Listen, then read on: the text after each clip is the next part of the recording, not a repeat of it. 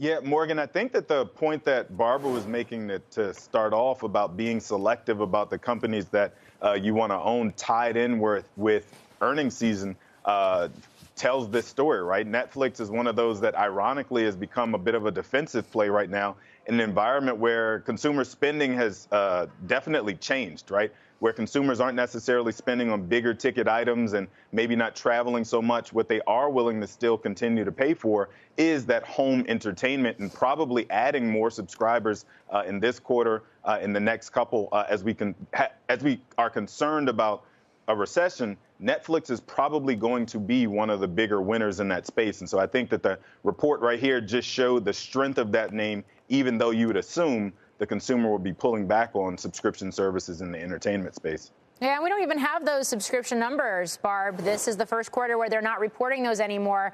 But the strength of the results they have put up here, does this reinforce this notion that Netflix is defensive in this environment? Yeah, I think so. I think Malcolm is dead right on that, because the recessionary capabilities of this have to do with, one, the quality of their content. You see that ever increasing, and plus when they're introducing these special live sporting events. And the key now, since we can't know the subscriber numbers, is really user engagement. And hopefully they'll be talking about that on the call.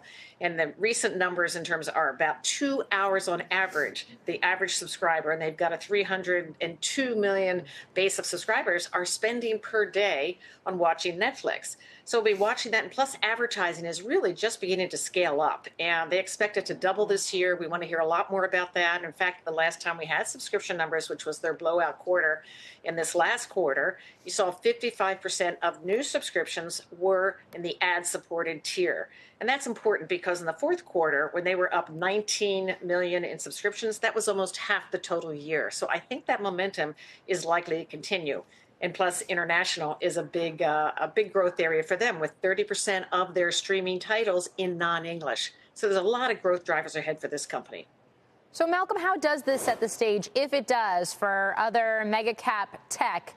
I mean, I always sort of think of it as it's a little bit in its own bucket. Is that the right way to think about it now, given the current environment, or does it actually portend potentially good things ahead here as earnings season continues?